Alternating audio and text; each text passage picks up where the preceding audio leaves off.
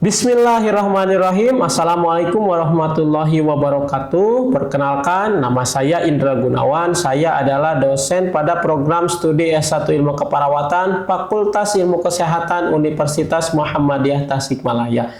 Pada kesempatan ini, izinkan saya untuk melakukan pernyataan diri dosen dalam unjuk kerja Tridharma Perguruan Tinggi atau PDD UKT-PT dalam bidang penelitian dan publikasi. Video ini saya susun dalam rangka untuk memenuhi salah satu persyaratan dalam mengikuti kegiatan seleksi sertifikasi dosen yang diselenggarakan oleh Kemendikti pada tahun 2025.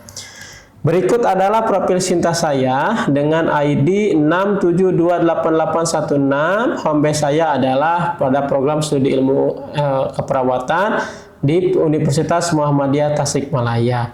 Berdasarkan profil Sinta saya memiliki Sinta skor 3 years-nya 101 dan Sinta skor overall-nya 133. Scopus H-index-nya 1, WOS H-index-nya 1, dan Google Scholar H-index-nya 3. Selanjutnya adalah profil research saya berdasarkan Google Scholar, ya, di mana berdasarkan Google Scholar ini saya memiliki beberapa artikel publikasi yang terindeks pada Google Scholar dimulai pada tahun 2020 sampai 2025. Dalam melakukan penelitian, tentunya saya tidak lepas dari roadmap penelitian yang sudah ditetapkan pada program studi S1 Keperawatan, di mana roadmap ini mengacu kepada perkembangan atau pengembangan keilmuan dalam bidang keperawatan seperti bidang keperawatan KMB, keperawatan medikal bedah, keperawatan gadar kritis, keperawatan maternitas, keperawatan anak, keperawatan dasar, keperawatan komunitas, keperawatan gerontik, keperawatan jiwa, dan keperawatan manajemen, di mana muara dari pengembangan penelitian dalam bidang keperawatan ini harapannya nanti bisa melakukan pengembangan inovasi teknologi dalam bidang keperawatan. Adapun roadmap yang penelitian yang saya tekuni adalah pengembangan dalam bidang ilmu keperawatan jiwa sesuai dengan kepakaran yang saya miliki. Berikut ini adalah roadmap penelitian yang sudah saya lakukan maupun yang akan saya lakukan di masa yang akan datang. Dimulai pada tahun 2020, saya melakukan penelitian terkait dengan studi analisis literatur yang berfokus pada fenomena beban pengasuhan yang dialami oleh family caregiver dalam merawat anggota keluarga yang menderita skizofrenia. Kemudian pada tahun 2021, saya melakukan penelitian terkait dengan studi analisis tentang mekanisme coping family caregiver dalam menjalankan peran pengasuhannya terhadap anggota keluarga yang menderita skizofrenia. Kemudian pada tahun 2022 saya melakukan penelitian dengan tema studi analisis pengalaman family caregiver dalam merawat anggota keluarga yang menderita skizofrenia.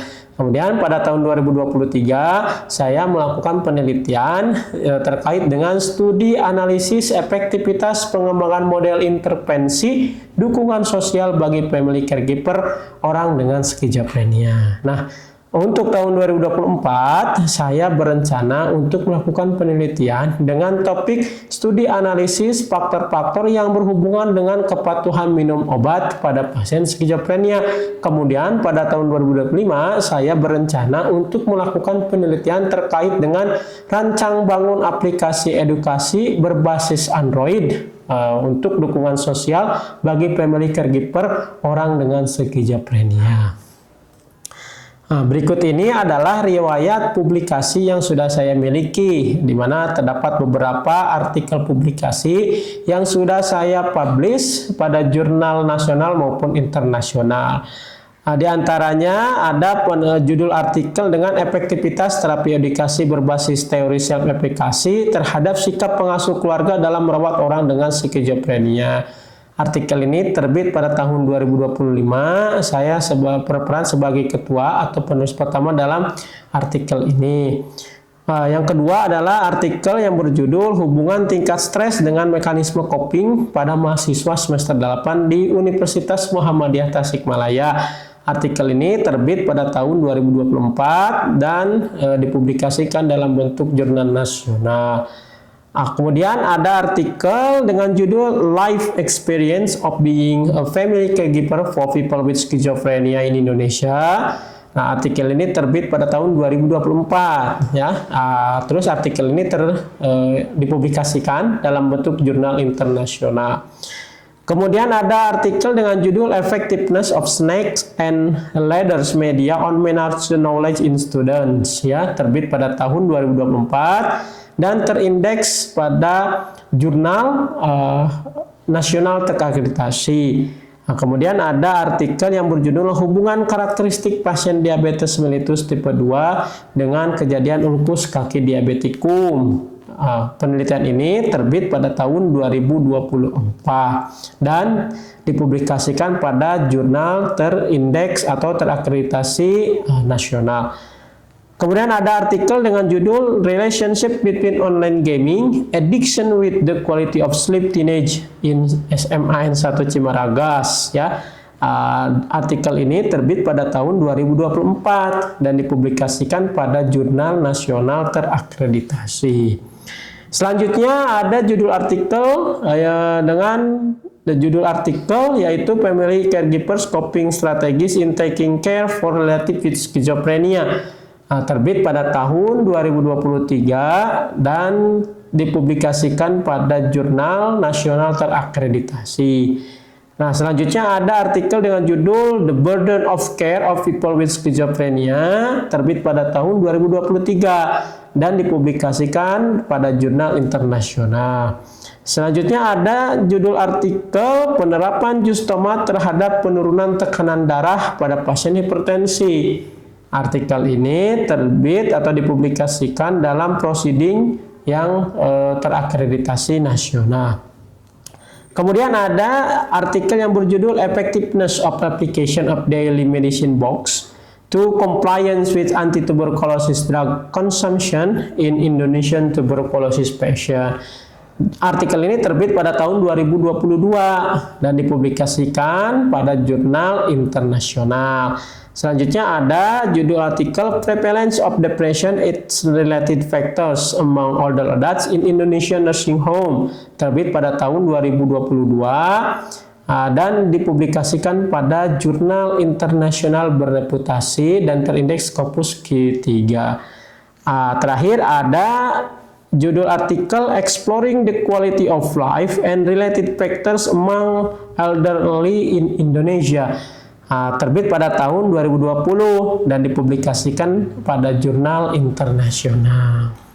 Berikutnya adalah bukti-bukti dari artikel publikasinya. Ini adalah bukti publikasi dari artikel yang berjudul Efektivitas Terapi Edukasi berbasis teori sel efekasi terhadap sikap pengasuh keluarga dalam merawat orang dengan skizofrenia. Selanjutnya ada bukti publikasi untuk artikel dengan judul Hubungan Tingkat Stres dengan Mekanisme Coping pada mahasiswa semester 8 di Universitas Muhammadiyah Tasikmalaya. Selanjutnya ada bukti publikasi untuk judul artikel A Life Experience of Being a Family Caregiver for People with Schizophrenia in Indonesia. Terus ada bukti publikasi untuk artikel dengan judul Effectiveness of Snake and Ladders Media on Management Knowledge in Students.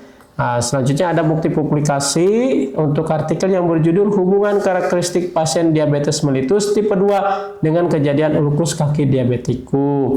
Selanjutnya ada bukti publikasi untuk judul artikel Relationship Between Online Gaming Addiction with the Quality of Sleep Teenage in SMA 1 Cimaragas Kelas 12 ya.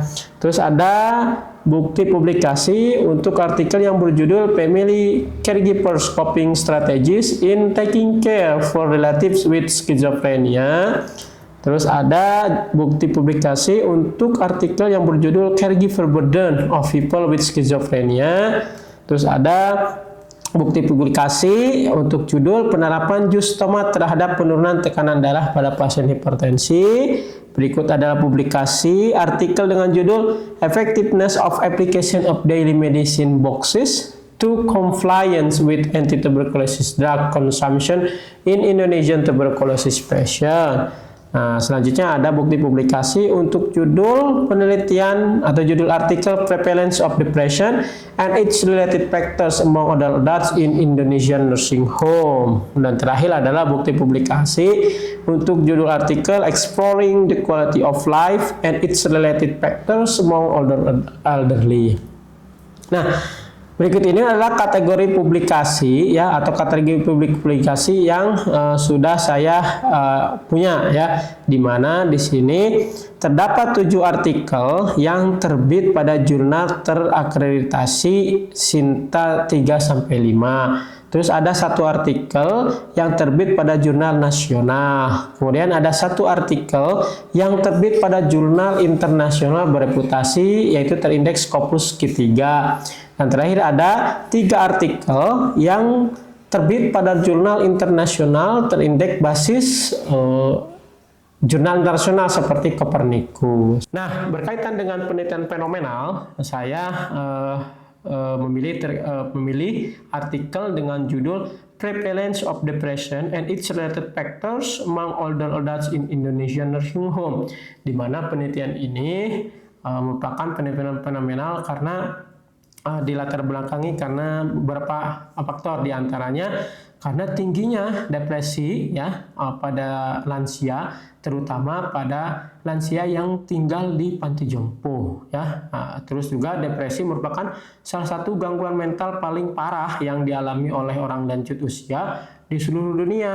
Dan tingkat kejadian depresi di kalangan orang lanjut atau usia, terutama yang di panti jompo, itu 3 kali lebih tinggi daripada yang tinggal di lingkungan masyarakat ya. Nah, makna kegunaan penelitian ini memberikan informasi baru tentang prevalensi tingkat depresi dan perbedaan antara faktor-faktor yang berhubungan dengan depresi pada lansia yang hidup di panti jompo di Indonesia. Nah, informasi ini penting bagi para profesional kesehatan, khususnya perawat, dalam mengembangkan intervensi atau program keperawatan yang tepat untuk mengatasi permasalahan kejiwaan pada lansia ya. Nilai inovasi pada penelitian ini ya, penelitian ini menggunakan kuesioner yang relevan atau kuesioner yang tepat dalam mengukur tingkat depresi pada lansia, yaitu kuesioner Geriatric Depression Scale dengan nilai validitas dan reliabilitas yang tinggi ya.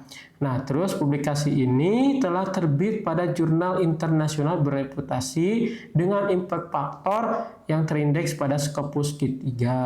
Nah, penelitian ini konsisten dengan pengembangan keilmuan saya, yaitu pada ilmu keperawatan dengan konsentrasi keperawatan jiwa. Nah, hasil dari penelitian ini dapat dikembangkan menjadi penelitian lanjutan yang berfokus pada pengembangan intervensi yang tepat untuk menangani depresi pada lansia dan merancang strategi untuk deteksi dini depresi pada lansia di panti jompo di Indonesia. Demikian pemaparan terkait dengan pernyataan diri dosen dalam unjuk kerja Tridharma Perguruan Tinggi pada bidang penelitian yang bisa saya sampaikan. Terima kasih atas perhatiannya. Saya akhiri. Assalamualaikum warahmatullahi wabarakatuh.